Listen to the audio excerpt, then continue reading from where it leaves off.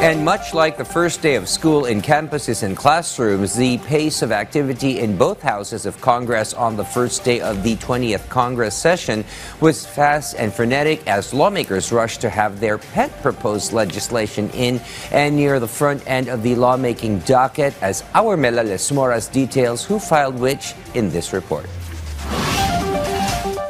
As early as 9 in the morning, long lines of congressional staff were seen at the South Wing lobby of the Batasang Pambansa for the first day of filing of House bills under the 20th Congress. One of the early filers was 4-piece party list Representative J.C. Abalos. Among the proposal he is pushing for are the bills to increase cash grants under the Pantawid Pamilyang Pilipino program and the controversial Absolute Divorce Bill.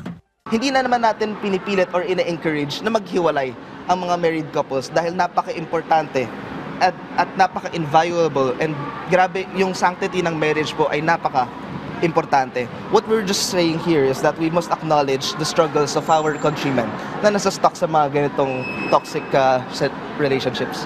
The Makabayan Bloc meanwhile refiled again the legislated wage hike bill and other proposals for the welfare of Filipino workers. Presyo ibaba. Sahod itaas. Presyo ibaba. So ito ang sahod itaas. Ito ang presyo ibaba din.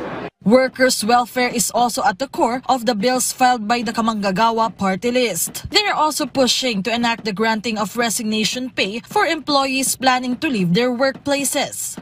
Sa resignation pay kasi, kapag ang manggagawa nag-decide na okay, ayoko na magtrabaho, gusto ko na magpahinga, wala siyang makukuha na resignation pay. Wala kasi sa labor code niyan eh. So even if you're working 20, 30, 50 years in a company and you decided na okay, tapos na ako, pagod na ako sa pagtatrabaho, wala kayong makukuha na resignation pay. Ang makukuha nyo lang is final pay. So malaking inhustisya yan sa manggagawa.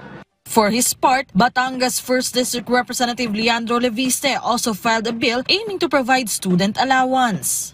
Dapat pong suportahan ito ng nasyonal na pamahalaan para hindi lang po iilan, kung hindi lahat ng mga estudyante sa buong Pilipinas ay mabigyan ng educational assistance.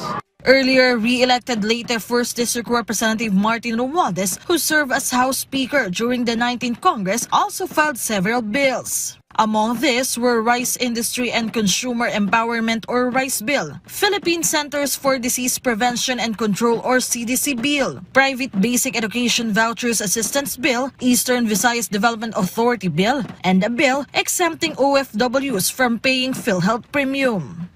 Nakikita natin yung iba't ibang holistic approach ng mga miyembro ng House of Representatives para matugunan yung mga pangangailangan ng ating mamamayan. And we're looking forward na mas marami pa in the next coming days na mafafile at pag matutugunan yan once na mag-start ang organization para mapag-usapan na sa mga appropriate committees.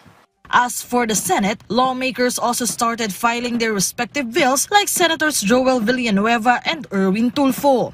While for the others, there is already a preview of their priority bills, such as those from Senate President Francis Escudero, Senator Jinggoy Estrada, Senator Tito Soto, and Senator Bam Aquino.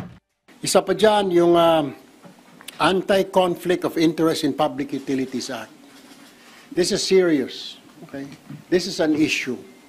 Tali ang kamay ng gobyerno pag yung may-ari ng utility sa isang lugar ay isang government official, isang politiko.